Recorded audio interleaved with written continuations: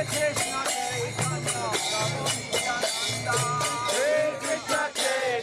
Prabhu Nityananda.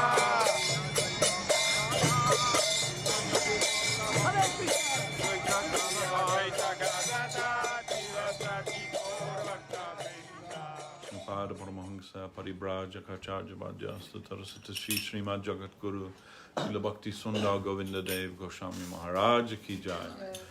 Jai Om Vishnu Pada Paramahansa Paribrajaka Charjabhajasta Tarasata Shri Srimad Kuluchuramani Sava Shastra Siddhantavit Srila Bhakti Rakak Sri Dev Goswami Maharaj Ki Jai. Jai Nitya Leela Pravishtam Vishnu Pada Bhagavan Srila Bhakti Siddhanta Saraswati Thakur Ki Jai. Nitya Leela Pravishtam Vishnupad. Srila Gaur Kishodas Babaji Maharaj Ki Jai. Nitya Leela Pravishtam Vishnupad. Srila Satchidananda Bhakti Vinod Thakur Ki Jai. Nitya Leela Pravishtam Vishnupad. Vaishnava Sarvabhauma Srila Jagannath Das Babaji Maharaj Ki Jai. Rupanuga Guru Bhagya Ki Jai. Namacharya Srila Haridas Thakur Ki Jai. Jai Rupa Sanatana Bhattargana Sijiva Gopal Bhattadas Ragana Sad Goswami Prabhu Ki Jai. Saparshada Sriman Mahaprabhu Ki Jai. Sarup Damodar Ramananda Rai Ki Jai. Jai Vishvavarenya Om Vishnupad Srila A.C. Bhaktivedanta Swami Maharaj Prabhupada Ki Jai. Prem Sagaho Shri Krishna Chaitanya Prabhu Nityananda Shri Advaita Gadadhar Sri Vasadi Shri Gaur Bhakta Brinda Ki Jai. Go Gopi Govardhan Shyama Kunda Radha Kunda Kalindi Jamunaji Ki Jai. Srimati Ganga Mai Ki Jai, Srimati Tulsi Maharani Ki Jai, Sri Govinda Kunda Ki Jai, Sri Koladweep Navadweep Dham Ki Jai, Sri Hapaniya Dham Ki Jai, Sri Baman Paradam Ki Jai, Brajamandal Sri Brindavan Dham Ki Jai, Sri Purushottama Ketta Dham Ki Jai, Balaram Subhadra Jagannath Ki Jai, Bhakti Vignavanashana Sri Narasingha Deva Ki Jai, Bhakta Prabha Sri Prahlad Maharaj Ki Jai, Grantaraj Srimad Bhagavad Sri Chaitanya Charitamrita Ki Jai, Akaramataraj Sri Chaitanya Mat Ki Jai, Navadvip Sri Chaitanya Saraswat Mat Ki Jai, London Sri Chaitanya Saraswat Mat Ki Jai, Tvadiya Shaka Mat Ki Jai, Tvadiya Vaishnava Brinda Ki Jai, Samadvaita Vaishnava Mandali Ki Jai, Jai Sri Chaitanya Saraswata Acharya Brinda Ki Jai, Kol Kartel Ki Jai, Sri Harinama Sankirtan Ki Jai, Nitai Gaura Premanandi. Casting our Sunday talk, as we've been doing more or less ever since the lockdown began, and now the lockdown is over, but still people are a little reticent to come back to the temple, I think. So, for those of you who aren't able to come, we're broadcasting our talk today. And for those of you who are able to come but don't come, please come. So, today is the disappearance of Raghunath Das Goswami, Raghunath Bhatta Goswami, and Krishna Das Kaviraj Goswami, all very prominent acharyas in our line. Raghunath Bhatta Goswami is the son of Mahaprabhu's Parshada Tapan Mishra, and Tapan Mishra would often invite Mahaprabhu to feed him at his house, and when he was there as a young boy, Raghunath Bhatta used to massage the legs of Chaitanya Dev and got many blessings from Mahaprabhu. Mahaprabhu himself gave him his own Kanti Mala, his own Tulsi Mala, neck beads, gave to Raghunath Bhatta Goswami, placed them on his neck himself. And later he came to Vrindavan and practiced devotion under the guidance of Rupa and Sanatan Goswami, and he became renowned as one of the 6 Goswamis of Vrindavan. And also Raghunath Das Goswami, his disappearance day today also. Raghunath Das Goswami was very wealthy man, like a prince. His mother and father, their family were extremely wealthy. And he lived like a prince, but he wasn't very much interested in that kind of life and wanted to go to be with Mahaprabhu. Mahaprabhu previously met with him and he told him, you stay in your home and practice devotional service there. And Mahaprabhu gave something of a, you can say, like a naughty example to him. He said, just like when a woman has a lover, she goes about her household business even more fastidiously than she did before. So she's making sure, that the family are taken care of perfectly and all of her duties she's doing perfectly. But at the same time, in the background, in her mind, she's thinking of her lover. He said, so you also should do your duty in your family, in your home, but in your mind you should know, you should absorb yourself in thoughts of Lord Krishna. And this way, when the time is right, you will come to me. And anyway, the parents became a little concerned for him because he's not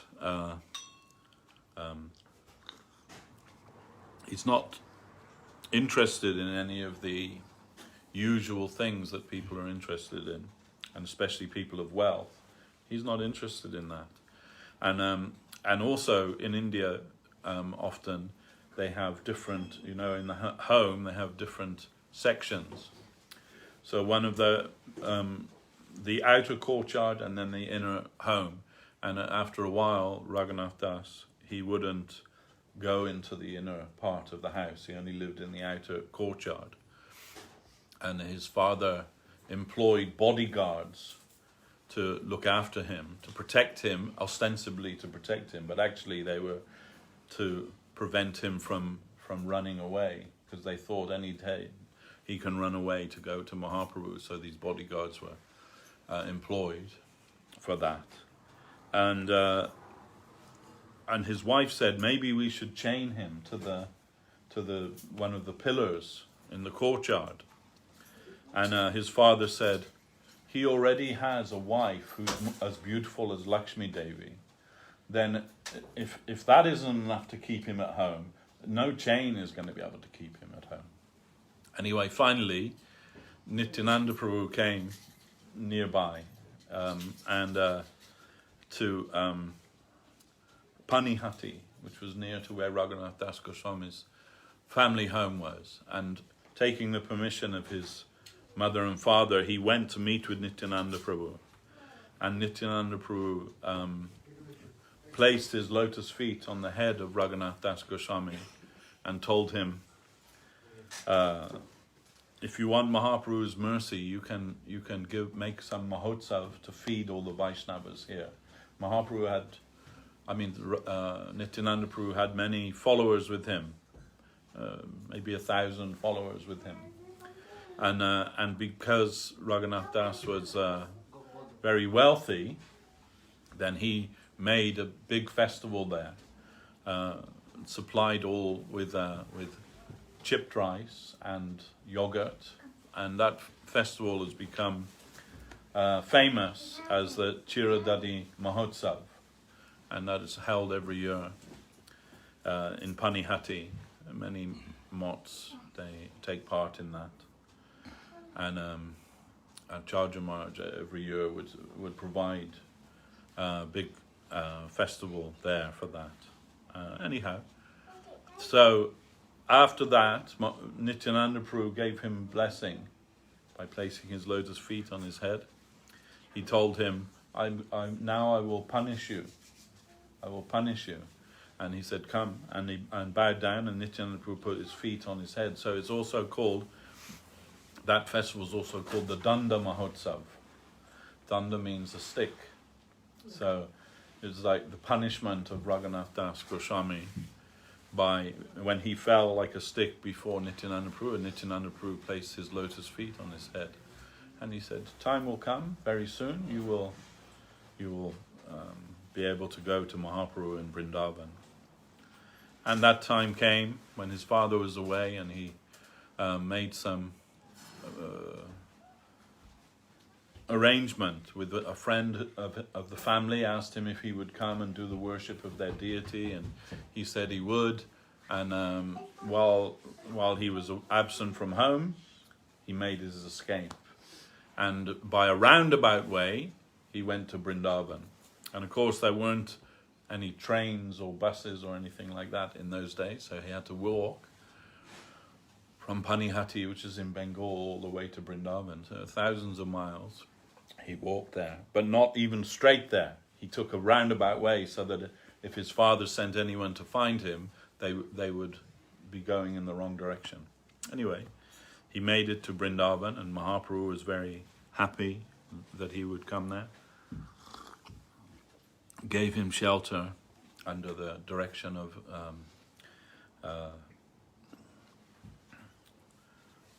Swarup Damodar Goswami.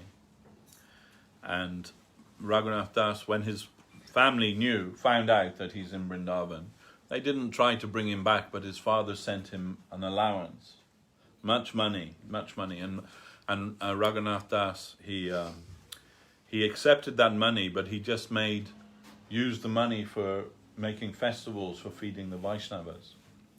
But after some time he thought, no, this is not good. Mahaprabhu will not be happy. So he stopped accepting the money from his father.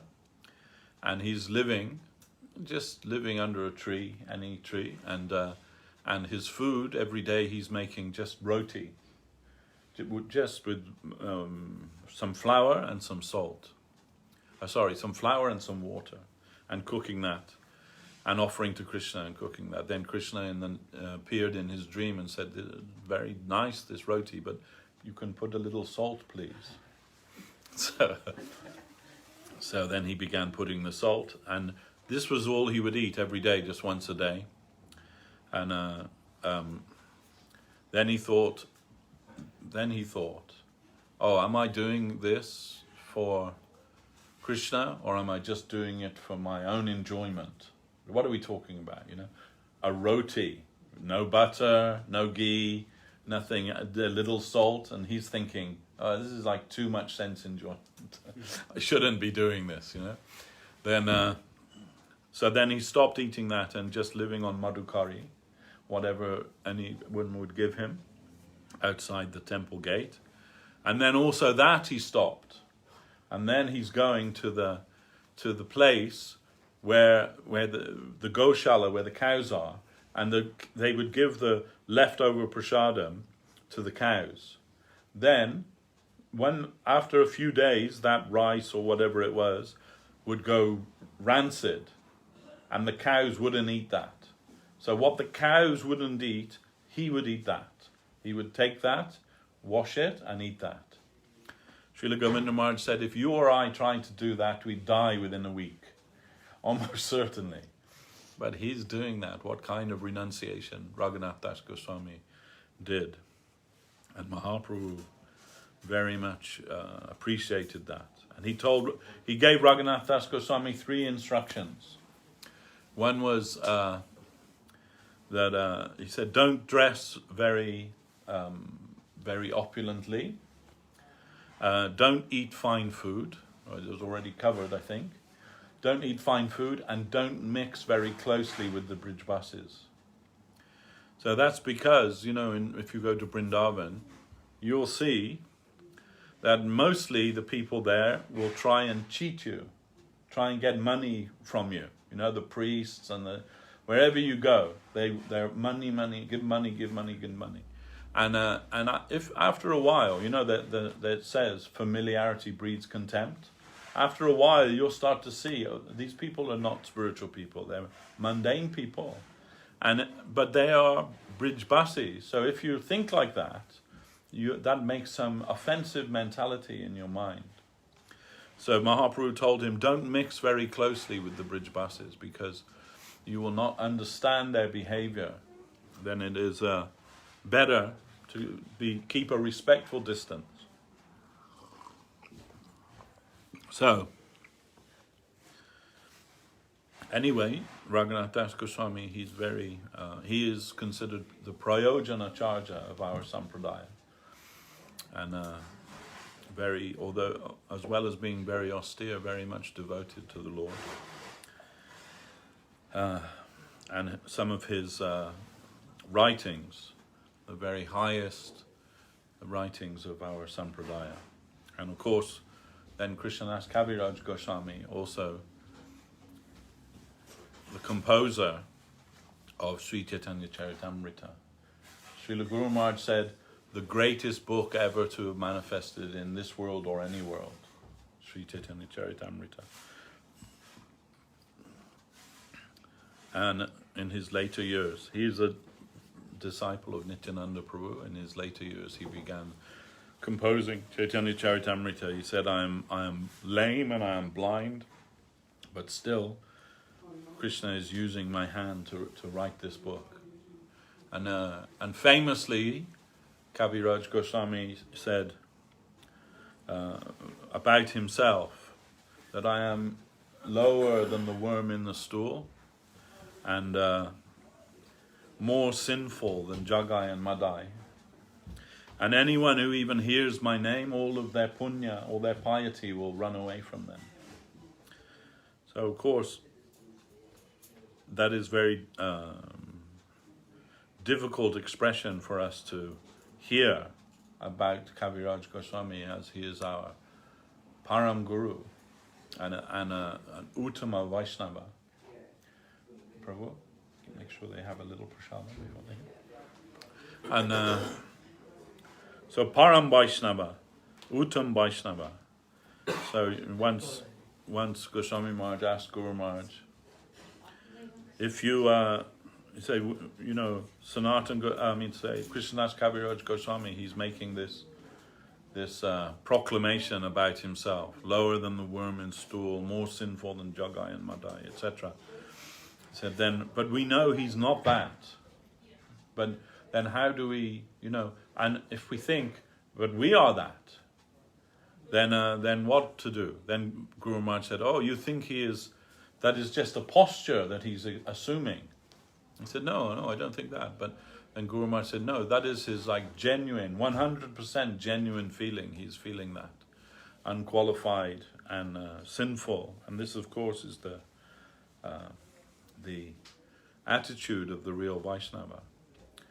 Then Maharaj said to Guru Maharaj, that's okay, Maharaj, but what if you actually are that? And Guru Maharaj said, oh, such feelings are coming in you. He said, no, Maharaj, but I know that I am that. And Guru Maharaj said, such feelings are coming in you. Is always the Vaishnava will say these things, but it is not a posture. They're not just posing because I have to be humble, so I'll say this about myself, No, it is their actual feeling. And anyone who's coming in a real connection with the divinity in a substantial way, they cannot but feel humble and lowly. It is not possible to feel, proud or arrogant if you have some real connection with the truth. It's a humbleness itself, or somebody has to try it? Sorry, what? To be humble. No. We have to practice humility. Somebody has to practice. So humility means to be submissive to the truth. Guru Maharaj said, humility doesn't mean just being submissive to the mad people in the street. Then that would just be another type of madness, isn't it? So humility means when you are actually submissive to the truth and submissive to the agents of the truth. If you understand, automatically it comes humbleness. Naturally, yeah. If you have a real connection with some high plane of consciousness, naturally you must feel humble. And not to speak of even higher plane of consciousness, even in this world, you can come in connection with some, like if you go, my example I often give, the Grand Canyon in America, and you see how vast and huge it is, you cannot but feel humble. Oh, I am so small, I am so insignificant in relation to that. Guru Maharaj used the example of the ocean. Just come by the ocean, and you will not even be able to see the limit of the ocean. Then how you will not think that you are small. And so many things, Like if you go to Rome and see Michelangelo's paintings in the Sistine Chapel, you will feel humble to see that. There's no other response to that, really, you know. So any real connection with something higher, then you must understand what is your real position, your own position. We are very insignificant and small. And that is the proper attitude for approaching the Lord. The Lord, if you try to assert yourself in front of the Lord, he's repelled by that. But those who are like negative in a divine way, they attract the attention of the Lord by their humility. And humility doesn't mean, hating yourself or something like that. It just means, like instead of thinking about yourself, it means thinking less about yourself. Not thinking less of yourself, but thinking about yourself less. Thinking more about others and more about your position, serving position. But as sadhakas, practitioners, we have to practice humility. That doesn't mean, like they say, right, in America, they often say, fake it till you make it, or, what you want to be, like the job you want, dress for the job that you want, not the job that you have. These kind of things. Something like that. But when we practice, one day you could be humble, next day you can't be. But if it comes automatically, then you every day. Yes. So it is a case of in our conditioned state, we have to always take the humble position. That is healthy for us. Keep checking ourselves. Yeah. So you Mahaprabhu is given this instruction: Trinada Pisuni Chena. Taroriva Suhishnuna Manina Manadena Kirtaniya Shadahari. So if you want to chant the holy name of the Lord, the qualification for real chanting that the name will be present in your chanting, not just as Guru Maharaj says, not just firing blanks. There'll be actually the name will be present there. Then you must practice humility, tolerance, and giving honor to others, while at the same time not coveting any kind of honor or respect for yourself. Yeah. What if we're told to practice, which for me seems like an artificial position? Yeah. What if you're just envious of people? Just naturally envious of anyone greater than you? Then just stop being envious. But how do you do that? By practicing humility. But I can't see how just by practicing. You're saying when you come in contact with something greater than yourself, then you naturally feel humble. Yeah, I mean, if you're but otherwise, then until that natural feeling comes within you, then you have to always practice that. So that means we're not just pulled by our mind and our senses. We are trying, by practicing sadhana, we are trying to control our mind and our senses. So otherwise we're just, it's called lolya. Lolya means, completely uncontrolled. Like whatever the senses dictate to you, you have to go to that. Whatever it is. Whatever's presented for you, you go here. Or something else, go there. Oh, this way. And that means that you're not in command of your own self. So then you have to decide, no, I'm going to be in control of my own self. We cannot control the environment. This is actually one of the central teaching of Bhagavad Gita, is you can't change the environment, but you can change yourself. We have some capacity to change who we are. So when people say, oh, it's just how I am, I'll never change. That's not true. That's just people who've decided that they're never going to change. You can't teach an old dog new tricks. You can. If you're open to that, if you're open to change, you can change. And because all of those things that you identify yourself with, they're false. They're not real. Guru Maharaj says, mental mushrooms. Like mushrooms, they just grow on the surface. They don't have any roots. You know, if you see where mushrooms are growing, you can throw a bucket of water, they'll just wash away. So he said, so all of these impressions in our mind that we identify as being who we are, they're just mental mushrooms. We can replace that. And how do we replace that? By being submissive to the truth. Then the truth means, Guru Maharaj says, Shrotapanta. Shrotapanta means the descending truth from the upper world.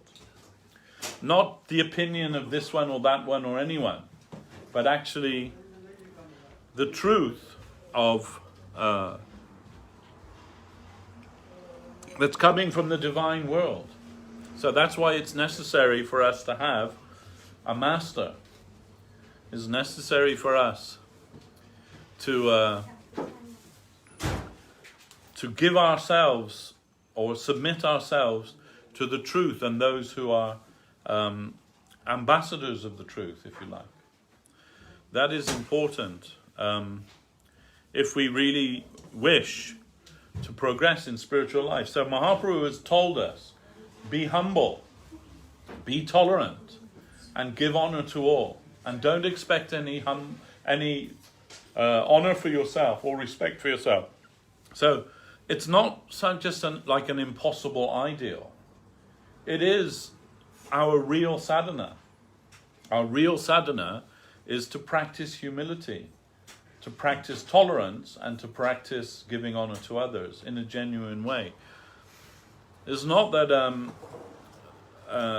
you just fake it. You know, if you read David Copperfield by Charles Dickens, so there's a character in there. He's called Uriah Heep, and he's the most humble person you'll ever meet. He's always, yes sir, no sir, 3 bags full sir. But in that so-called humility, he's plotting for his own success at the expense of all others. So he's like a weaselly little man, but he seems outwardly to be very humble. Srila Prabhupada said, too much humility is the sign of a thief. So, then it has to be, proper adjustment is necessary. Guru Maharaj said, religion means proper adjustment. To adjust ourselves with the environment. We can't change the environment. Or if we can, it's very small what we can change. And what's the environment? Albert Einstein, his definition of the environment was anything that isn't you. That's the environment. So, you can't change that.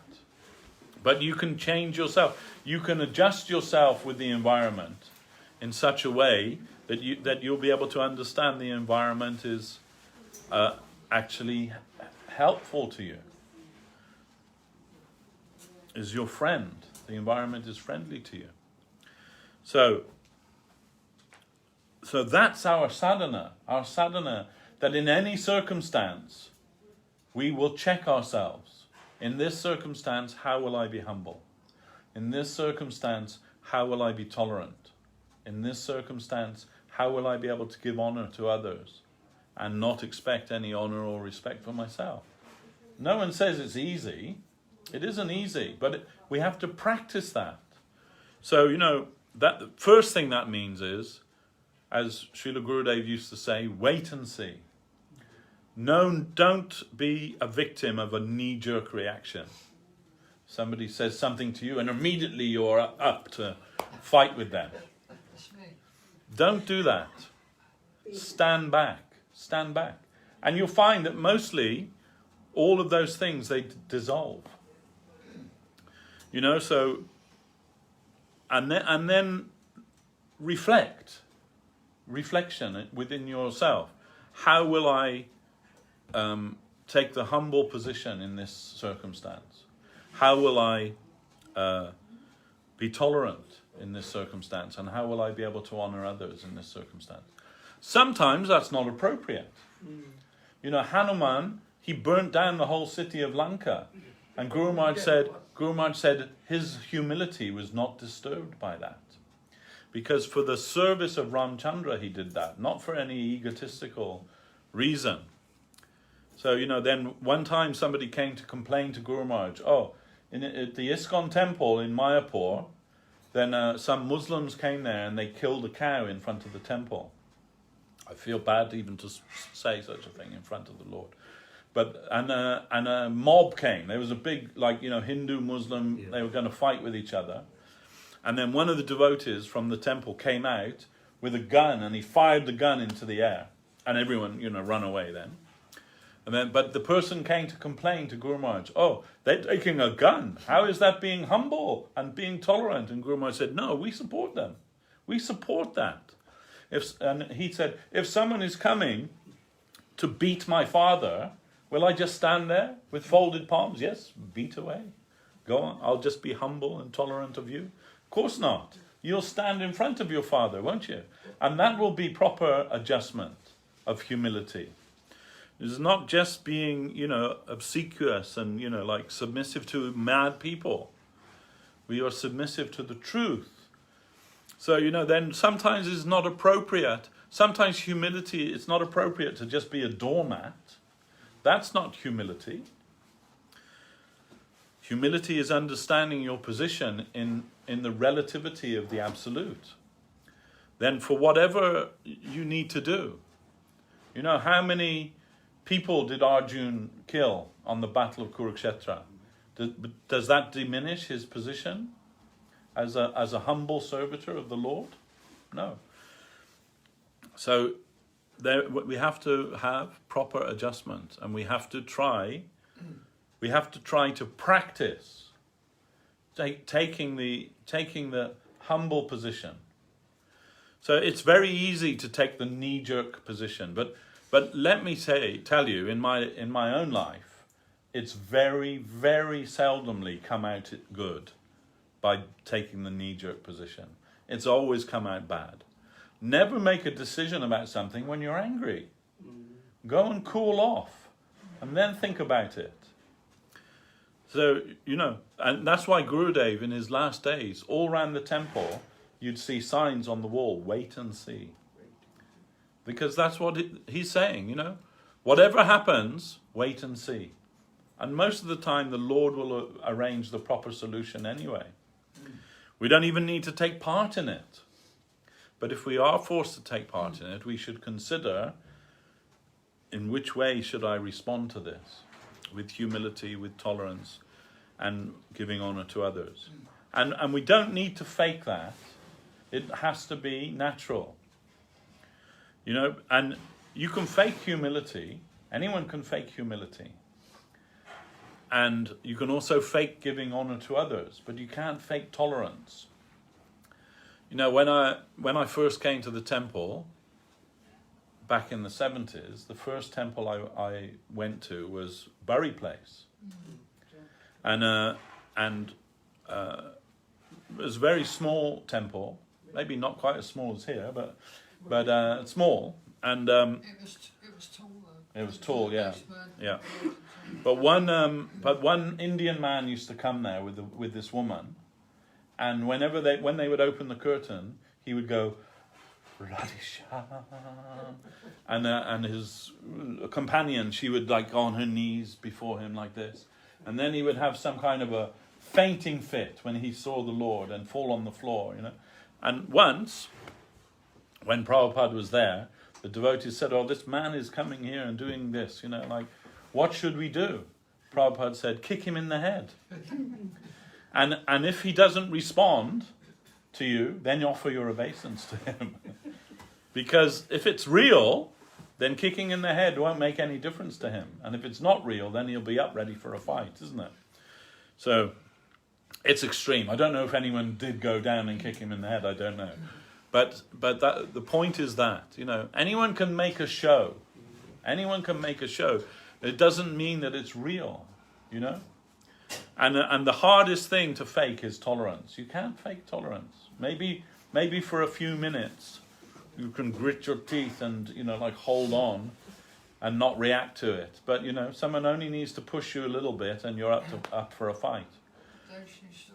Yeah. On that point, sometimes we find naturally in life we come across someone we both don't like each other. Really extreme. Yeah. How do you manage that situation? Well, best thing is to avoid that person. But what if you come? What if you have to work? If you have to work with that person, then you have to, Guru Maharaj would say, you have to dive deep into the bright side of that person. Because nobody is completely bad and no one is completely good. You know, what do they say? Every saint has a past and every sinner has a future. So, you know, then we shouldn't be very eager to judge other people. And if there's some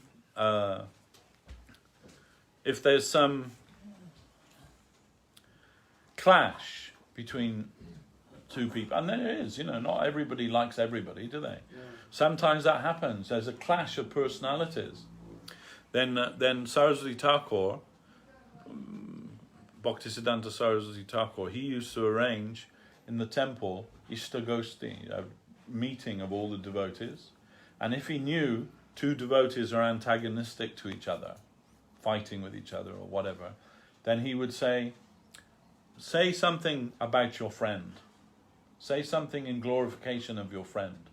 And he wouldn't accept something shallow, or, you know, oh, he's a great devotee, you know, no. He would say you have to dive deep into the bright side of that person and try and, you know, like find the goodness in that person. Because everybody has some goodness within them, everyone. Then we should try to find the goodness in them. And then he would the reverse. So your enemy can become your friend if you're able to adjust yourself. And and that means you have to be humble. Whenever you see that person, your hackles are up and you're ready for a fight, that's no good. Then we should try to see that what reaction is coming in me because of this person. It's only me. It's not me. It's not him. It's me. So, you know, it's not so much about the circumstance that we find ourselves in. It's about how we react to that circumstance. So if our reaction is not a knee-jerk reaction, and if our reaction is informed by the teachings of our Gurudev, by the teaching of Mahaprabhu, then we will be able to adjust ourselves properly. You know, like they say, one of you has to be the bigger man here, you know. It doesn't mean you have to assert yourself over the other, but rather if you take the humble position, and if you are tolerant, and you are able to honor that person sincerely, you've taken the higher position. You have become the better person by doing that. It's easy to find fault in people, because this is the world of fault, the faulty plane we live in here. Everyone has fault. But Guru Maharaj would say, we are not to be drain inspectors. Guru Maharaj would say there's a beautiful flower garden, and on the other side there's a open sewer. Why are you giving all attention to the open sewer and not even looking at the beautiful flower garden? So it's part of our disease, the material disease, you know, that we're always anxious to see the faults of others. It's endemic in our society. Why are there all these gossip magazines that people read? You know, because people like it. There's some rasa there, and the media, they like to build somebody up and make them their hero or heroine, and then all the time that they're doing that, they have somebody investigating what have they done wrong. What scandal can we bring out against this person? The same people who've elevated them up to this position in society, they're on the front cover of the latest magazine and everything. Those same people are looking for some scandal on that person. And then they can publish that and bring them down, and everybody, oh, I knew it was that, you know, and everybody finds some rasa in that. But it is not very gentlemanly. You know, this material world is not the place for a gentleman or a gentlewoman. So don't buy into all of that. Don't buy into it. You know, like Lord Jesus said, you should be in the world but not of the world. So this world is just full of distraction. And nowadays it's 24 hours a day, isn't it? 24 hours a day you can engage your senses in nonsense. You can engage yourself in total immersion of your senses. Now, just by taking your phone out of your pocket, you can find anything you want to distract you from what you're meant to do, from Krishna consciousness. And that's Maya's job. That's what she's meant to do. And, you know, we live in that society now. When we were kids, we would say to our parents, oh, I'm really bored. I don't know what to do. No one says that anymore because they've got in their pocket, there's always something, some stupid game, some stupid video, some stupid argument going on, you know, that you can just involve yourself in and distract yourself from the world. And really, that's what it is. Distraction. Just a few months ago, I was working at this it's like a warden-controlled old person's home. So everyone has their little flat, and there's a warden on site. So, you know, if there's any emergency or everything, you know. So on the ground floor, I was called to this ground floor flat. The flat is flooding. So I went into the flat, and there was this little old man there, maybe 80 years old, in his 80s, something like that. And he's sitting in his armchair, and there's like 3 inches of water throughout the whole. He hasn't got up and walked out. He's still sitting there, and he's watching the TV, you know, Escape to the Country or whatever, you know, banal thing is there on the TV. And he's just doing that. And we're working around him, trying to find, you know, diagnose where it comes from, everything. And I said to the warden, does he have any family that he can stay with? Because we're probably going to have to dig up the floor here. And he said, no, he has no family. But all around his room, there's pictures of him when he was younger, you know, and you can see he played football, he did this, like like there's one of him, there's a yacht, he used to go, you know, boating, and like had a full life. But now he just sits in his armchair, like glued to the television. That's his life now. And no one to take care of him, no one to care for him, just living there. And I felt like so sorry for him, that this is his life. And even in the midst of a flooded flat, which is stinking, by the way, because it's sewage coming up through the floor, he's just sitting there watching the television as if nothing's going on. You know? So anyway, we moved him to another place while we did the work, but still, it just struck me. Is this what life is? Just, you know, as long as you can be plugged into something to distract you, you can tolerate the sewage, you can, you know, anything. That's what we do in life. So it's a sad state of affairs. And we think, oh, we have so much sophisticated technology now. But it's killing us, actually, you know. It's draining us of our intelligence. We just sit there.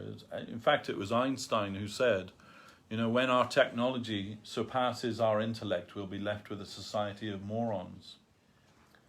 And that's what you see, right? Everyone's just walking down the road like glued to these things.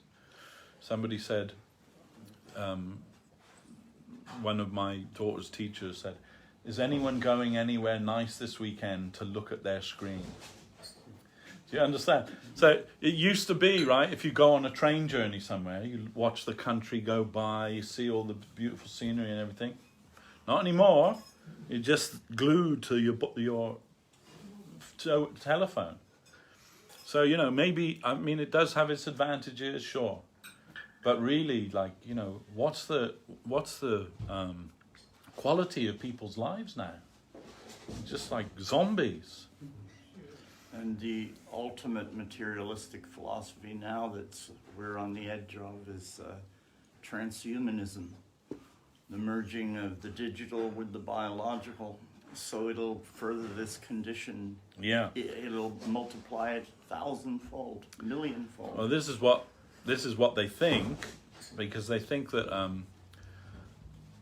that consciousness Is the body. is an equation, Yeah.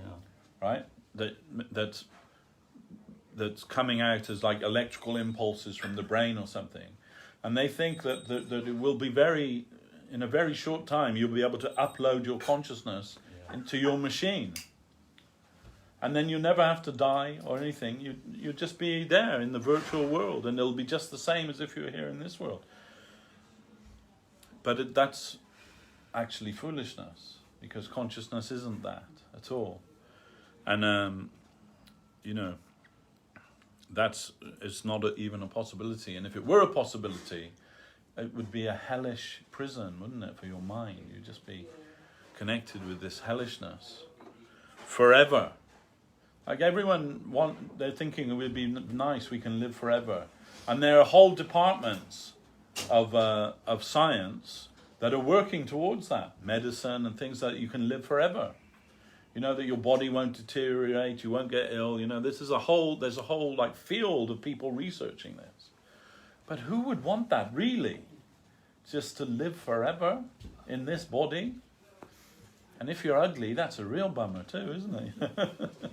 So, forever ugly. I mean, maybe they can get around that too. You can just Sometimes change it. You people know? get used to environment. Yes.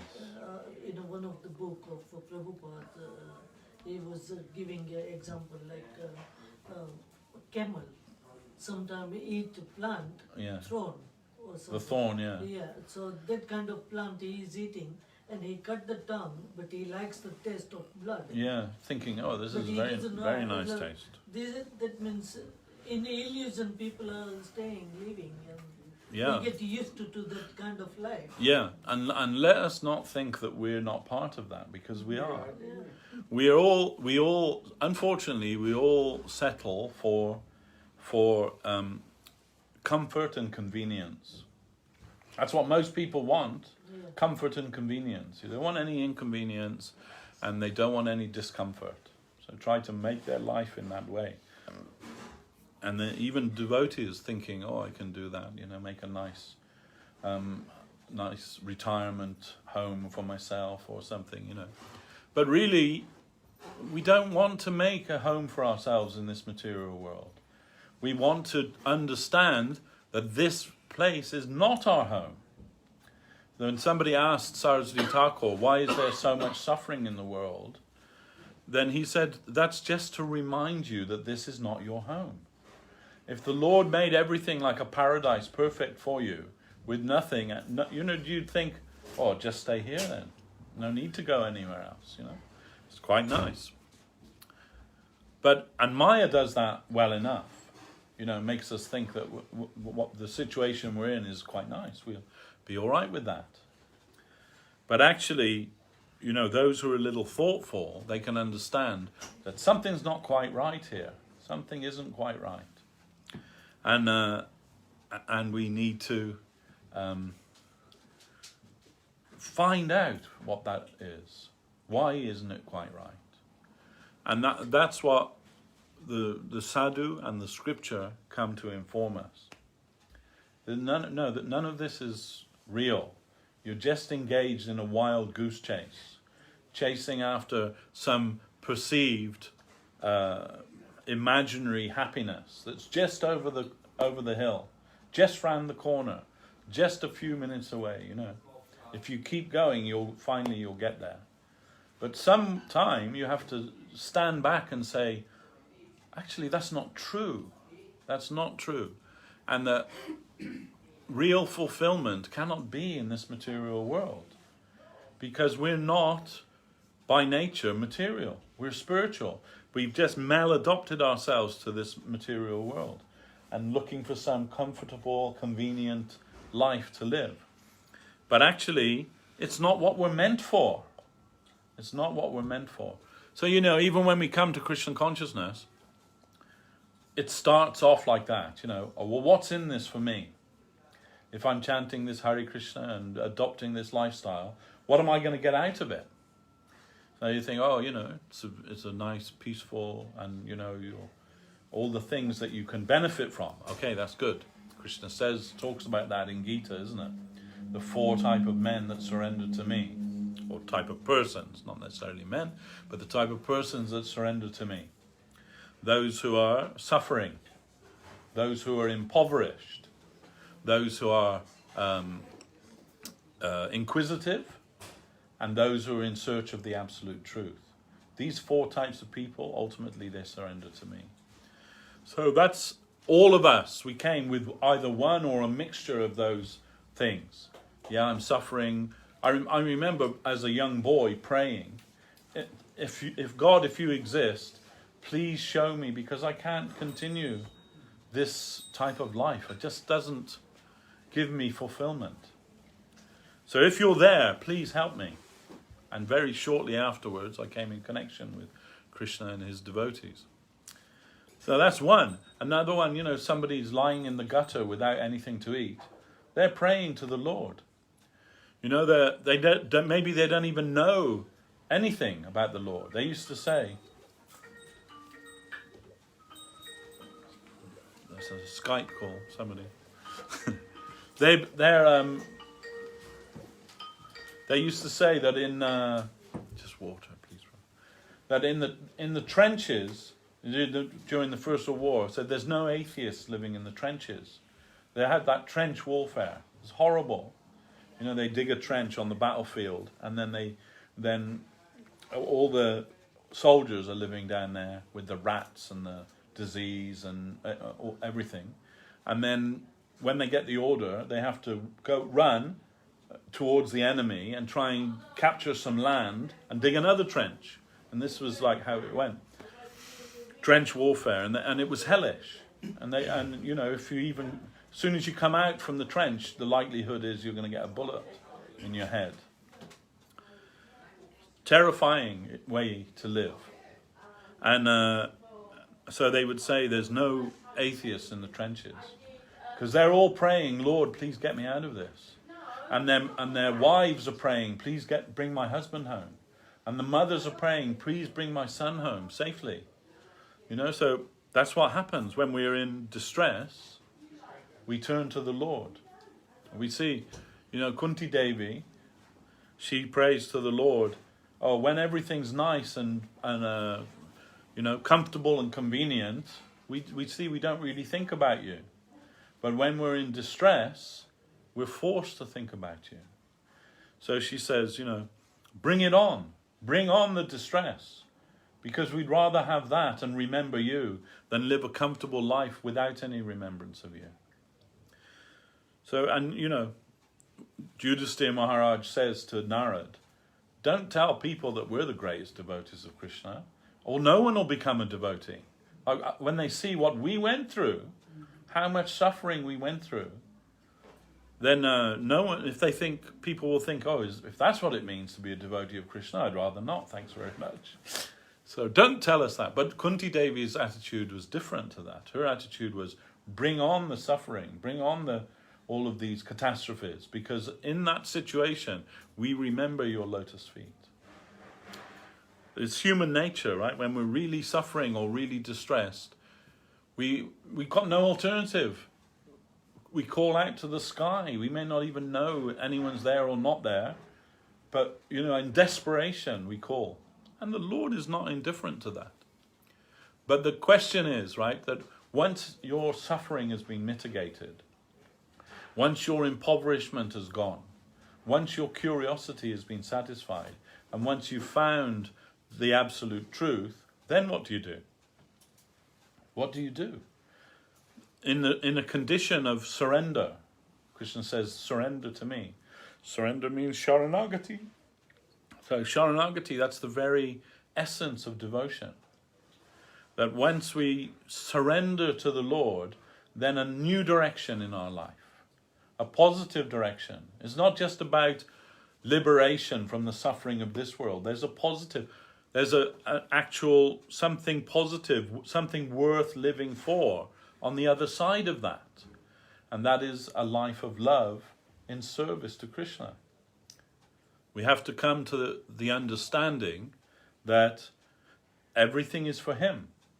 Everything is for him. And we are part of his creation. That means we're also for him. So then the next question is, how am I for him? In which way am I for him? And that's the beginning of real spiritual inquiry. The rest is, almost superficial, you can say. When Tony Blair was the Prime Minister, he employed some lord, I think it was Lord Sainsbury actually, but he, as the happiness czar, right? And his remit was, find out what it is that makes people happy. We want to have happy citizens, right? Want to make people happy. What was his conclusion? So most people think that more money will make you happy. That's the general people think. Everyone, your teachers, your government, your family, everyone, they all think that two things will give you satisfaction and happiness in the world. One is wealth and the other is independence. If you have wealth and you're not dependent on anyone, or you don't have any obligation to anyone, then you can be happy. And we're all told that, we're all taught that. Get the best job you can, get a good education, get the best job you can, get as much money as you can, and a position where you're not dependent on anybody, you'll be happy. But our happiness czar, he found out that that's only true up to a certain point. So, people who are in poverty, they can do with being given a little bit more wealth to bring them out of poverty. But when you come to a certain stage, that an increase in wealth doesn't increase your happiness. There's a level where it doesn't matter anymore. More wealth will not give you more fulfillment. And we find that that's true. We can see that. And there's so many examples of people, right, who, won the lottery, or what used to be when we were kids, won the pools, right? That they go crazy with their newfound wealth and end up ruining their lives. There's so many examples of that. And who was it? Jim Carrey, the comedy actor. He said, and this is a man, right, that's got wealth. He's got success and fame and all of these things, yeah, that everybody's trying for. He's got it. And he said, I wish that everyone could get what it is they desire in life, so that they could realize that that is not what life is about. That isn't what it's about. Because that most people live their life striving for something that they're never going to attain, and then they die with that unfulfilled. And those who are to get all of the things that they desire, they find that it's not enough. They want more and more and more and more. They're still not satisfied. Guru Maharaj told, when he went to see the Diwan of Madras, and for raising money to open the temple in Madras, and he said the Diwan was known as like a half atheistic man. He said, but the Raj of Madras said, it's not up to me. The money's held by the Diwan. You have to speak to the Diwan. So Guru Maharaj went to him and he said, I didn't want to go to flatter him or to try to rob the man. He said, I just spoke to him straight. And he said, and I quoted a verse from Sriman Bhagavatam to him. And it said, when I was an elephant, I devoured a whole forest, but my desire was not satisfied. When I was a pig, I devoured a hillock of stool, but still I wasn't satisfied. And now I'm a human being. I want millions and billions, and I'm still not satisfied. So this is called Hrid Rogam. Hrid Rogam means heart disease. The disease of the heart. That the heart wants this, wants more, wants millions, wants thousands, wants billions. It is never satisfied. So he said, when I told this to the Diwan, he began crying. He began crying and he said, Swamiji, I am also a God-fearing man. And Guru Maharaj said, your eyes bear testimony to that. And then he gave Guru Maharaj the money that he wanted. First of all, he said, I'm not going to give you any money. He said, you want to build a temple in Madras, but there are so many temples falling down, then and say, just take one of those, And then Guru Maharaj said, yes, of course, as the Diwan, your position is you have to be like the father of all of the citizens. But if your own wife has a baby, you will not think something differently about your own child than all the others, although you're responsible for them? He said, yes. He said, so similarly, we want to make a temple for our Guru Maharaj, not someone else's temple, first thing, Then he said, yes, but if I have any extra money, I should give that to the Adivasis, for those who are like living in the jungle and they need some relief. That was when Guru Maharaj told that verse. And the tears came to his eyes and he said, I am a God-fearing man also. And gave the money to Guru Maharaj that Guru Maharaj had requested. They built the temple, still there in Madras. Anyway, the point is that, we have to understand what our life is for. What our life is for. And if we understand that our life is for Him, then we make the first step in changing our consciousness. When we're only thinking about ourselves, then we're always going to be in trouble. We're always going to be in trouble. And, Guru Maharaj would say, so he said, definitely there's pleasure in dacoity. That means like robbing others, right? Holding somebody up by gunpoint, taking their money or whatever. And then, dividing up the spoils and enjoying with that money. There's some rasa there for that.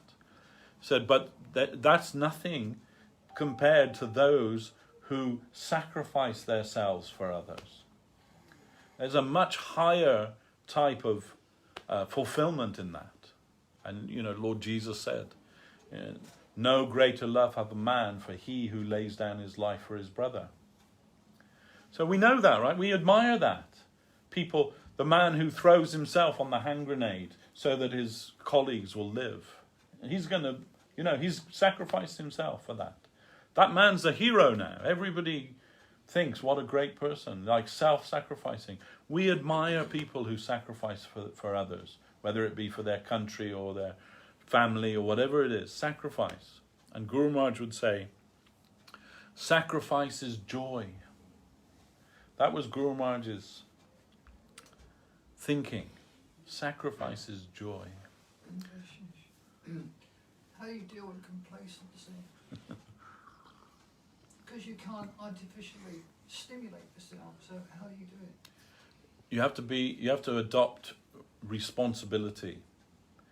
Exchange complacency with responsibility. That was, Guru Maharaj would always say, always the same question. And this is my answer, same answer. Take on responsibility for your service and for the Lord. If you are responsible, if you have responsible service, then when all of the things of this world come to tempt you, you will just say, that's all very well, but I have some responsibility that I have to take care of first. This was Haridas Thakur, right? Haridas Thakur was the governor, Muslim governor, sent a prostitute to make him fall down, right? So that he could be like disgraced and ousted. So they sent this prostitute to him. And but she was, as well as a prostitute, she was a devotee, kind of a devotee. So before she would come before Haridas, she would bow down to the tulsi that was outside his dwelling, and he would say, and she would, you know, she was like a beautiful woman, and she's showing herself to him in all kinds of like seductive and alluring postures, you know, like don't need to leave anything to the imagination, you can understand. But Haridas was a devotee of a different type, and he said, definitely I'll satisfy your desire, but first of all I have to finish my rounds. I've taken a vow that I'll chant so many names of the Lord every day. When I finish, then I'll satisfy you. But he never finished, did he? He was always chanting. The morning would come, the sun would come up, and he's still chanting. So she would bow down to him, bow down to the tulsi, and go. And then come back the next night, same thing. So he's taken responsibility to chant this many names of Krishna every day. Then so what was the result? She didn't just go away disappointed. She became his disciple. And she took the same vow as him, taking the name. And by bowing down to him, by hearing his vibration of the holy name, by bowing down to Tulsi Devi, then he initiated her into the chanting of the holy name, and he went to live somewhere else. So, you know, that's what happens when you take responsibility in service. You haven't got time now for that. What is that poem? Robert Frost, you know, American poet. I like him very much. But this is one poem that I liked or an extract from one poem. He says, "The woods are lovely, dark and deep, but I have promises to keep and miles to walk before I sleep." So to me that means, you know, yeah, there are so many prospects in this material world that look great, that look tempting, that look lovely, but we have some responsibility and so many miles to walk before we can take advantage of that. So, you know, then make yourself full with Krishna consciousness. You won't have time for anything else. And okay, people will say, you know, okay, well, you know, that's all very well, but I can only take so much of that Krishna consciousness. People say that, you know. Actually, Gurudev said that to me. He said, we will think, oh yeah, everything about Krishna consciousness very tasteful to me, and I agree with everything, and I like everything, but how much of it I can take in my own life, only I know that, and only I'll be the arbitrator of that, you know. Like sometimes, like, okay, I'm on, when my wife, before she was initiated, I would preach to her, and sometimes she would say, "You have to stop now because it's just too much. It's just like overload. I can't deal with anymore, you know, right now. It's more than I can deal with right now." So, you know, we all get that sometimes, overload. There's only so much we can, but Gurudev said, that's all very well, but finally that also we'll have to leave, and we'll have to surrender to the Lord. No, I don't actually know how much of it I can take. You know that better than I do. Then you can give me what is better for me, what is good for me. And this should be the nature of our prayer to the Lord. Not, you know, like give me this and give me that and all of these things, because he already knows what we need better than we do. Not necessary to ask for anything. He knows. But if we have a prayer, then our prayer will be, please Lord, make me as you want me to be. Yes. Make me as you want me to be. You can do that. You can make me into a devotee. I can't do it. I'm too rotten and fallen and filthy. There's no way I can do that, but I'm open to it. If you want to make me into a devotee, make me your devotee. Make me as you want me to be. If sincerely we offer that prayer to the Lord, he won't ignore us. And he does know how much you can take. And will give you that in the right installments. Till you're filled up with it. When you're filled up with it, it just spills over, you know. That just like, envelops your consciousness. Krishna consciousness. Nothing else is tasteful anymore. In fact, you know, the Goswamis, they say, if there's anything that you're attached to in this material world, then please don't look at that boy, that dark boy with the lotus eyes who plays his flute standing on the banks of Keshigat. Better not to look at him. Because once you see him, everything else will seem like rubbish to you now. All the things that you thought will give you pleasure and fulfillment in this world be just like so much straw in the street once you see that boy. So our recommendation is, if you want to enjoy life in this world, don't look at him. But I'm sorry to say it's too late for all of you, because you've all looked at him. You've all looked at him, and then it's just too late. It's just a matter of time. He's coming to take you now. He's coming to claim you. You know that my priest, when I was a boy, the Christian priest at our church, he used to joke sometimes. He would say, "Dear Lord, please make me a saint, but not today."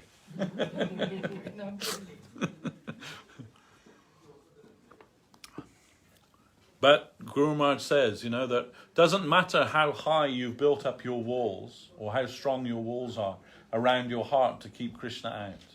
Doesn't matter, because Krishna's a thief, and a thief doesn't need any invitation. For his own purpose, he'll find his way in, and you won't be able to stop him. And once he comes in, that's it. He'll take everything. He'll remove everything else, that only Krishna can remain. Nothing else. Just like when the sun rises, the darkness has to run away. And the same thing. Once Krishna takes over your heart, then nothing else can remain within you. Only Krishna. And then all the people will think, "Oh, he's gone mad. This person's gone mad. He can't even function in the world anymore. He's just mad for Krishna." Whatever anyone asks him, he just says, "Krishna." Whatever they say, whatever they do, Krishna, Krishna, Krishna, like a mad person. But we want that kind of madness. We're all right for that. We're okay with that. So he's like a magnet, attracting everyone. Krishna, even nasty people or whatever. Everyone. One day they have to go to him. Yeah, because everyone's created for that. Guru Maharaj said, you are designed and destined for that. That's just how it is, So then just come forward now. Don't waste any more time. May I make a comment on that? Yeah. Srila Bhaktivedanta Maharaj always used to use this example when you said this magnetic attraction. He used to say, but we see with a magnet attracts, say, iron filings or some such thing. But if the iron filings are rusty, if they're covered in rust, the magnet doesn't draw them anymore. So he would say that the analogous to that is that our materialistic desires, the things that are in our mind and heart, etc., they're the same, the equivalent to the rust. So that desire is always there, eternally dormant. But the rust has to be removed. And he would say, well, what is the method of removing the rust? Chanting of the names of Krishna. That is partially the purpose of the chanting, is that the rust is removed, so some communication becomes possible. Please forgive me. So maybe I forgive you. not this This is life, a but fact. maybe Chaito next life, Darpana Marjana. or maybe life after that. Sorry? But one day you have to go to Krishna, like Mahaprabhu, everyone has. Mahaprabhu Yes. says, Chaito Darpana Inevitable. Marjana. In this life, maybe next life or life after. Yes, because If both we're are lucky. eternal. Yes. If we're lucky. Keep polishing our soul, and that. But that's Yes, you are the correct. first Shikshastik. the first effect of the chanting of the holy name of the Lord. Chaito Darpana Marjana means it cleanses the mirror of our consciousness. Yeah. So, or as Prabhu has said, the iron filings, the rust is removed from that, so that the Lord can properly attract. But we also know, from that, childhood experiment with magnets, that the positive must be connected with the negative. If you put two positives together, two magnets, they push each other apart, don't they? They repel each other. So Krishna is the supreme positive, and we as the Jiva soul, we must develop our negative side. And it doesn't mean, in a material way, that you just become this kind of, non-entity. But rather, we when we understand what is our inner necessity, that we are fallen and in need to be rescued, then when we assume that, like you could say, negative posture in relation to the Lord will be attracted to us. Like Rukmini Devi, she wrote a letter to Krishna that, I saw you and I cannot be satisfied with anyone but you. But they want to marry me to Shishupal. But so before the jackal comes to take the lion's prey, I ask you, come and kidnap me. Come and kidnap me. Take me away. In a Vedic time, what type of marriage is called Rakshasa Marriage, where they kidnap the bride. And she's inviting Krishna. So, we should invite the Lord to kidnap us. The lines are open now, our operators are waiting to take your call. We should pray to the Lord. Yes, please come and take me. Whatever I am, whoever I am yours. And with that, then Krishna will come. Actually, it is only for that. It is only for... We are meant for him. We are meant for him. And this material world is only meant for that, actually. There may be many superficial names, right? This week is the Durga Puja, right? And Durga is considered the prison. Durga means prison, right? So this, she is the goddess, the prison warden. So people think, if we satisfy her, she'll give us liberation. But she doesn't have the power for that. She works under the direction of Krishna. That is explained in Brahma Samhita.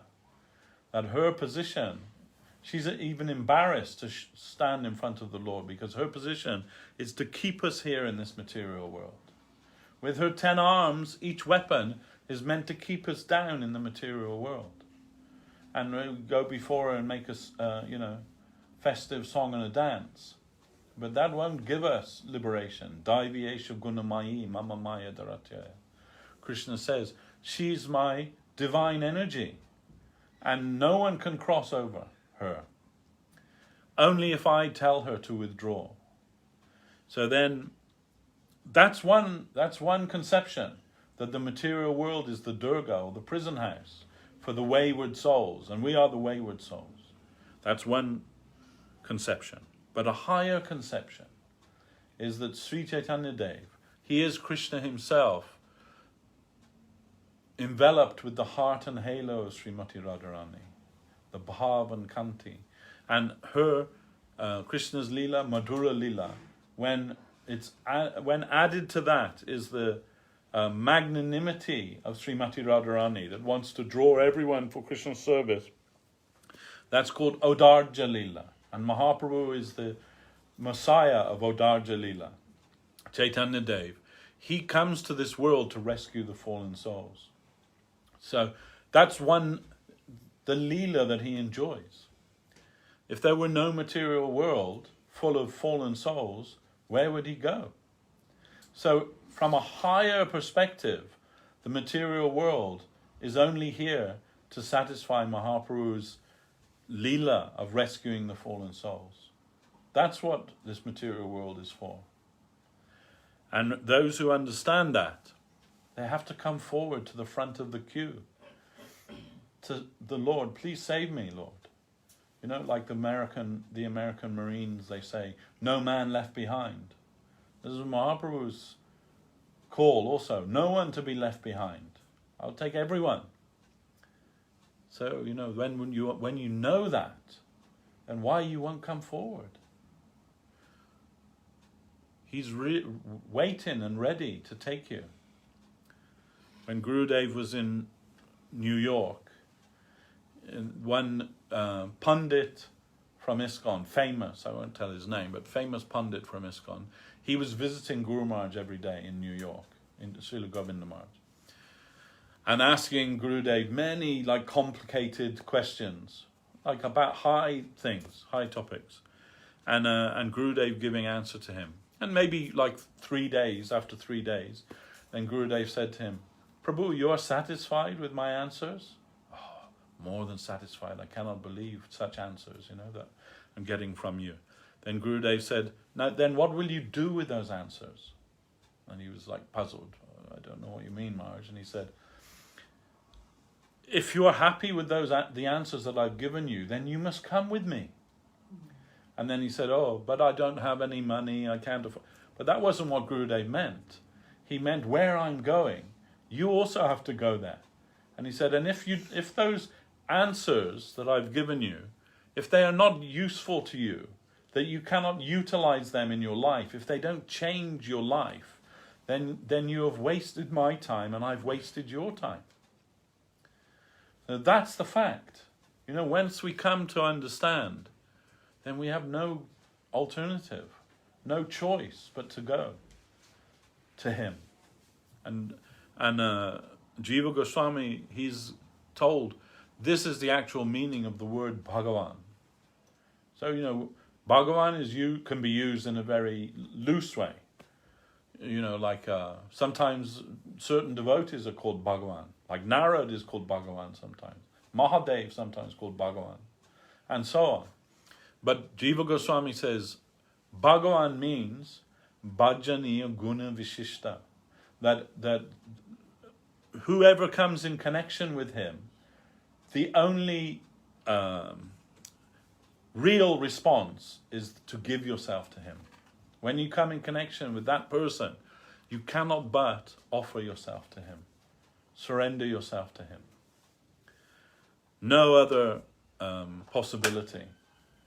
So then if you have some real connection, some genuine connection with that Lord, then sooner or later you have to give yourself to him. Guru Maharaj would say, practice the hand to give.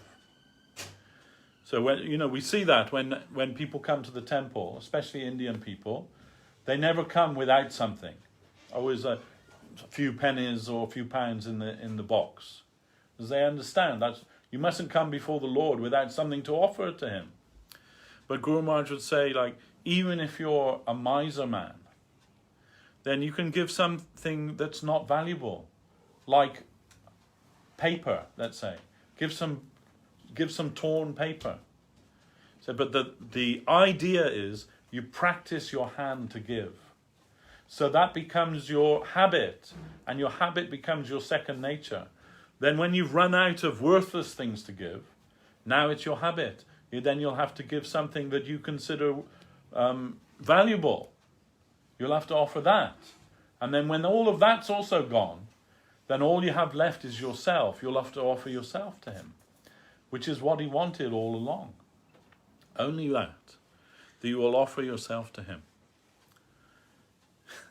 And that just reminds me, it's a little segue, it's not exactly, but one time, Gurudev, Srila Govinda Maharaj, he told us, when he was younger, every Gaura Purnima, just before Gaura Purnima, he would go for the festival, collecting rice and potatoes and, in the local villages, and everyone gives some. But one time he went to this village, and, every village has like a mahant, or, like the top guy in the village, that everybody either works for them or you understand. So this man, he was renowned as a miser, that he never gives anything to anyone and certainly never gives anything to sadhus. So then Govinda Maharaj has got this trolley, and he's going to this man's house, and so the local boys, the youths from the village, they're all running behind him, and they're laughing at him, and they're telling, "You're not going to get anything from him." And Gurudev said, "Oh, we shall see.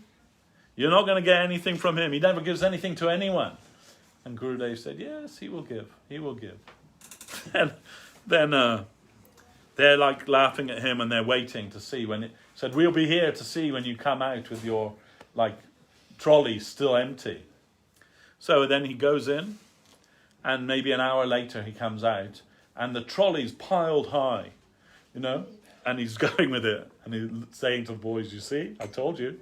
And then he went, and then the boys, they run into that man's house.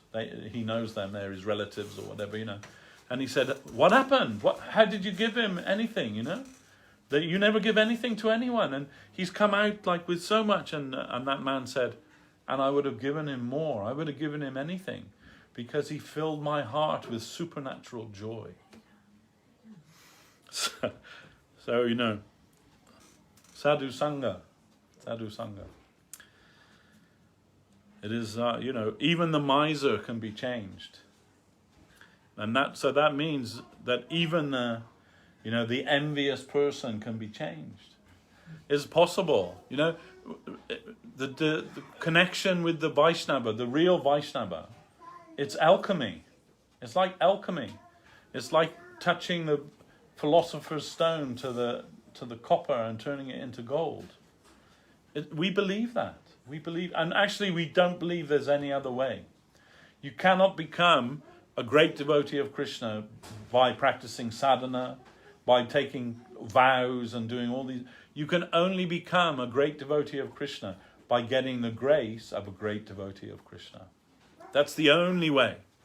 And everything else is only, to bring us to that. Otherwise, there's no possibility. It's a simple thing. But Guru Maharaj, Sridhar Maharaj, he would say that 99.9% of your advancement in Krishna consciousness will be dependent on your association. And it's not just meaning, physical proximity. Association means what you allow yourself, to absorb. When you switch on the television, you're associating with all of that.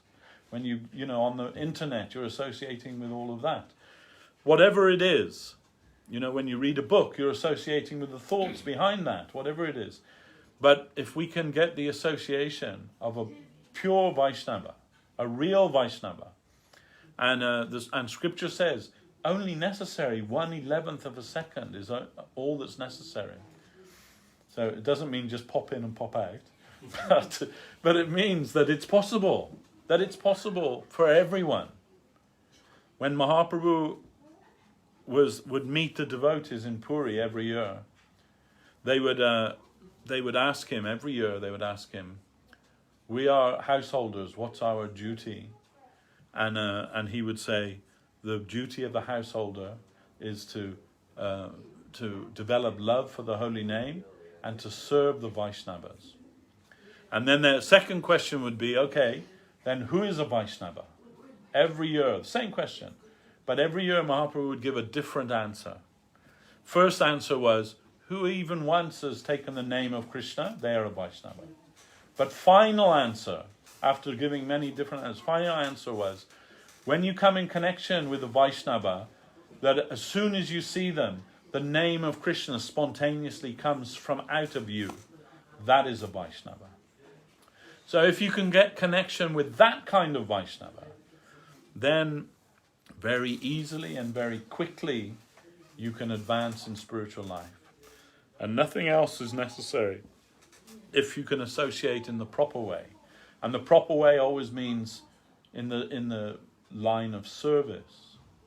We must come as a servant, not as Guru Maharaj would say, I'm not an inquiry booth. Just coming for asking questions and questions and questions. I'm not an inquiry booth, Guru Maharaj would say. So, and told one devotee, who'd been questioning him for like 7 days. He's writing a book and he wants answer all these questions, all about mainly about Christianity. And finally Guru Maharaj said, "Your questions are like straw to me."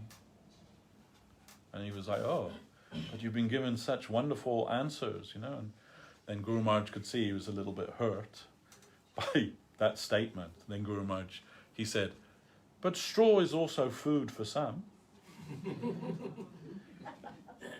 And then when, you know, everyone was laughing, and then he said, "But not for everyone."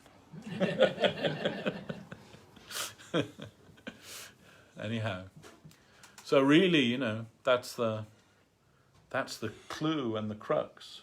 If you can get association, what that means actually is favor.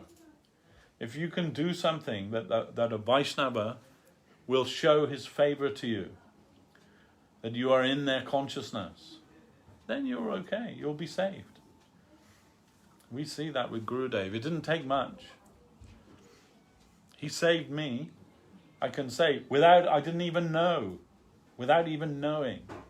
Back in the day when we opened the first center in Dinsdale Road, and I had a fight with the temple president there. His name is Brajabihari. He's not that Brajabihari, not the one we know. Yeah, he's American, and his wife is Jadunandini from South Africa. They live in California. He works for Hewlett Packard now. Anyway, he was the president there, and I was the cook. So it was a festival day, Janmashtami or some festival day, I forget now, and I'm cooking. But just because of circumstances, we missed the deadline for the offering. So I told, Sagar Maharaj was there, I told him, "Oh Maharaj, I'm not going to make the offering." He said, "Don't worry, whenever it's ready, that's fine." He knows, you know, we're not very pucker, you know. So then the temple president comes in the kitchen, tells me, Why haven't you made the offering? And I said, I told Maharaj. He said, "Maharaj isn't in charge, I'm in charge. And make the offering immediately." At that time I was making like puri or chapati dough, I forget now, a big ball of dough. And being young and angry young man, I took the dough and I smashed it on his head. When he turned around, I smashed the dough on his head. And I said, "You make the offering." And I stormed out in my angry young man way, and left the temple. And I was staying like just up the road. I had a little bed sit just up the road where I stayed. And that evening, there was a letter pushed under my door. I opened the letter, it was from him. He said, "Your service is no longer required at this temple, please don't come again." So, okay. Then, what to do? I don't know what to do, you know. So remember, this is like, I don't know, you know, maybe 1984, 83, 84. No internet, no email, no anything. But then at the end of the week, right? The end of the week, 3-4 days later, he calls me on the telephone. And he said, "Prabhu, please come back and take up your service again." So, okay. Then when I got back, right, I came back, we offered our obeisance to each other, you know, we embraced, and, you know, I said, "I'm sorry." He said he was sorry. And then he shows me he's got a telegram from Srila Sridhar Maharaj. Very few telegrams that Guru Maharaj, like, signed himself. But this telegram from Guru Maharaj, and the telegram said to him, Prabhu, I gave Devashish this service, and only I will take it away from him, not you. So then I was reinstated. I thought, fantastic, you know, okay, great. And so it went on. Then, maybe 10 years later, Govinda Maharaj told me what had happened. Somehow, like, you know, if you want to contact India then, there was a phone in Navadvip. The number was Navadvip 85. But it was never working. You know, you pick up the phone, it's just dead all the time. So how it came to Guru Maharaj's ears, I don't know. But somehow the message, this news had come that I doed up the temple president and that he'd like expelled me from the temple, all right? But then Guru Maharaj was like, he was very strict Vaishnava, Guru Maharaj, you know, so he's like, this is very bad, you know, like, he was like, okay, he did right by ousting him, you know, that was like that, you know, but Govinda Maharaj was there, and Govinda Maharaj just said to Guru Maharaj, oh, but Devashis, he's a very nice boy. And just because he said that, Guru Maharaj completely changed his idea and sent that telegram to have me reinstated. I didn't know that. Like for more than 10 years after that, and Gurudev told me one day when we were sitting together. I didn't even know he really knew me at all, you know. But that was enough. Oh, he's a nice boy. So this is what we want, right? We want our Guru to say to Krishna, oh, he's a very nice boy. Oh, he's a very nice girl. They're trying very hard to satisfy you, Lord. And Krishna can't ignore that. So this is what's needed, is that somehow or another we can make ourselves in the affectionate thought of a Vaishnava, that they will save us. They will save us. Krishna may ignore us, but he won't ignore his devotee. Then, you know, and I met that devotee, Brajabihari Prabhu, like maybe 20 years later in California. I was with my friend. We were in Santa Cruz. We were in Santa Cruz, and he had to go to see his employer. He'd taken the week off, but he needed to go in the office or something. So he said, "Oh, there's a bookshop just there, like a New Age bookshop. Can I have a look in there?" So I go in, I have a look in there, and then I'm looking at some things, you know, quasi-spiritual books and records and what have you. And so I put these headphones on. I'm listening to this record by Jai Uttal, and I'm listening to his record. You know, it's called Saints and Sinners or something. I forget, but just come out, new album by him, right? So I'm listening to that. Then, 10 minutes later, my friend comes in through the door of the shop, and he's standing there and he's laughing and laughing, and I'm like, why is he laughing? Then I see the guy standing next to me listening to something. He starts laughing too, and I look at him, and he's got a big beard and long hair tied back, and I look at him, and then it's like, oh, it's Brajabihari, who was the president, you know.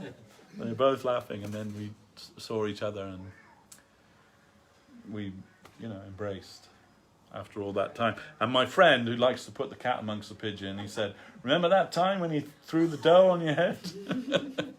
And Brajabihari Prabhu said, yeah, I probably deserved it. I was a real jerk in those days.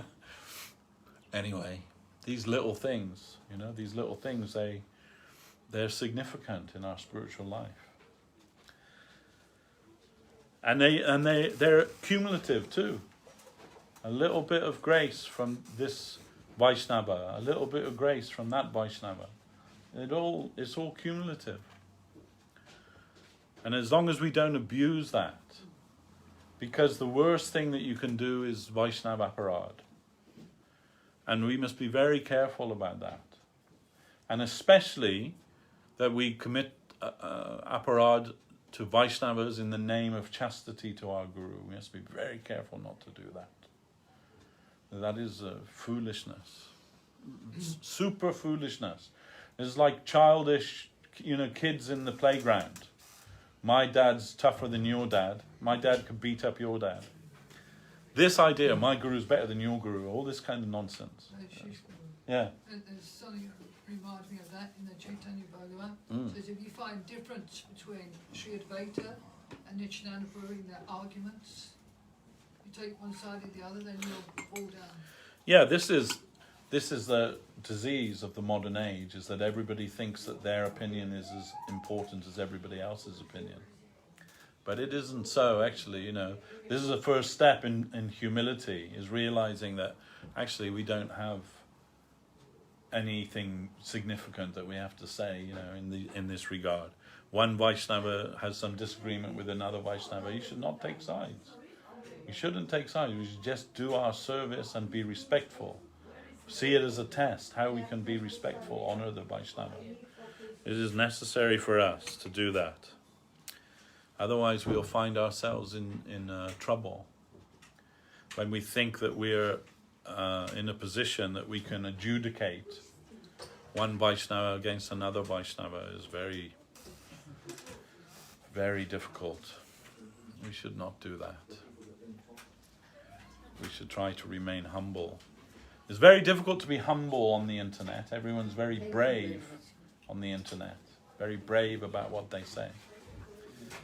But I shall make my announcement on there, because I can just type it and then run away. But we should be again thoughtful. It's a type of self-control. You don't have to remark on everything. You may see something, you don't have to make a remark about it. Keep it to yourself. Otherwise you just can't become embroiled in it all. Guru Maharaj say we're not drain inspectors. Maintain your own spiritual life and be cautious about finding fault with other Vaishnavas. We see that. Mahadev, Lord Shiva, he was being insulted by Prajapati Daksha at the time of the sacrifice. And Sati Devi, she immolated herself by yoga fire. But before she did that, she told Daksha, Lord Shiva, he never sees the faults in others. He only sees the good in them, and he fans that. He increases the good qualities in them. But sadly, you have found that it's necessary to find fault with him who is faultless. And this is why I disconnect my body from your body by burning it to ashes. It's a bit extreme, but we understand the principle. No, it was the mercy of Lord Ram. Because he put the shape of Radha. Oh, Sita. That's why he wasn't keeping the relationship with Sati. Okay, I don't know what that is. I think she's got the story confused. It's another pastime. It's another pastime. Anyway, It's other pastime. Other part, Dusri Vida. other era. but the point is that we should not find fault with Vaishnavas, big or little, because who do we know? Who is big Vaishnava, who is small Vaishnava? We cannot say, we cannot see that. We cannot see our own self. Who is big, who is small? Who is 5% Vaishnava, who is 100% Vaishnava? We don't know. Then Gurudev told us, give honor to everyone, and especially give honor to the Vaishnavas. And don't look at their fault. Don't look. It is not necessary to look. And what does it say in the scripture? That and Guru Maharaj told us, if you find fault in others, same fault will come to you, without a doubt. The very fault you find in them will become your fault in that. So not to try to see that. Don't look at that. Some person might have 99%. Yes, but we one do not is know. good quality. Look at them. We see, Gadadhar Pandit, if anyone would say anything to criticize any Vaishnava, he would put his fingers in his ear and leave that place. Gadadhar Pandit, who is Gadadhar Pandit? Radha Thakurani. The topmost Vaishnava, she is. And that is his, but I do not want to hear anything. True or not true, that's not the point. Will it be useful to hear that? Or will it just make you polluted to hear that? Don't listen to that. It is not our sadhana. It is not our position. Sometimes it's necessary, like if you're managing a temple, sometimes it's necessary to look at the fault of others. Or if you're guru, it's sometimes necessary for you to see the fault in your disciple for correcting. But for us, general devotee, not necessary to find fault in this one or that one. You know, as Lord Jesus said, why are you looking at the speck in your brother's eye when you've got a plank in your own? Now, this is the fact. No, not necessary to see the faults in others. Gurudev would say, my religion is finding fault with myself. And once you understand that, that's more than a lifetime's work. Just finding your own faults and dealing with those. Not to speak of looking at other people's faults and then adding to your own faults by taking those faults on you as well. We are not trying to see that. We're trying to see the good in everyone. And we're trying to see how much they are devoted to the Lord. And how can I help their devotion to the Lord? If I help someone to become a devotee of the Lord, then maybe I'll also become a devotee of the Lord. So that should be our attitude, always. Then the Vaishnavas will look favorably upon us. We see that. Gurudev would say, he never found fault with anyone. Then we see he has some special favor for that devotee. And however faulty we may be, here we are, warts and all. That should be our plea to the Lord. Here I am with all my faults, but I belong to you. So please accept me and make me as you want me to be. Then this way we can happily proceed in our spiritual life. And, no one says it's going to be easy. No one says it's going to be, a rose garden. And even if it's a rose gardens are full of thorns, aren't they? But what else are we going to do with our life? What else are we going to do? There's nothing here. When Guru Maharaj said, they may say that it's all a fantasy, a fairy tale, invented by some, imaginative poets of India. They invented this Krishna character with his flute and his dark blue skin and all these things. Said they may say it's just a fantasy.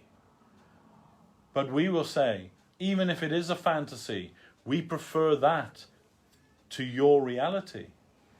Which is also a fantasy. Yeah. So, but we know it's not a fantasy. We know because the saints and the sages, they have proven it to be so. So then we have nothing else to do. Once once you've seen that boy with his flute standing on the bank of Keshi Ghat, then it's just a matter of time. So, then don't waste your time. That's all we do, actually. If we're not engaged in Krishna's service or cultivation of Krishna consciousness, we're just wasting our time. Really. There's nothing in this world for us to be ambitious for. Nothing at all. It's all false because it's all impermanent. We shouldn't be fools that check into the hotel and then start redecorating the hotel room thinking it's our permanent home. And that's what we are in this world.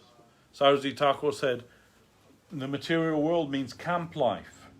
You're just camped out for some time. Don't be foolish and try and make a permanent place here, because it's not permanent. You can't make a permanent place in the impermanent world. So, again, quoting Lord Jesus. I've done a lot of quoting Lord Jesus today, haven't I? But he said, right, don't store your treasure where moth and rust will corrupt it, but store your treasure in the house of the Lord. So, in a similar vein, our Gurudev said, try to merge your account with Krishna's account. Then everything will be proper and fine for you. So, we'll stop here for today. Jai Om Vishnupad Srila Bhakti Sundar Govinda Dev Goswami Maharaj Ki Jai. Jai Om Vishnupad Srila Bhakti Rakshasa Sridhar Dev Goswami Maharaj Ki Jai. Bhagavan Srila Bhakti Siddhanta Saraswati Thakur Ki Jai. Rupanuga Guru Bhargya ki jai, Namacharya Srila Haridas Thakur ki jai, Jai Harinam Sankirtan ki jai, Nitai Gaura Premanande, Hari Hari Bol.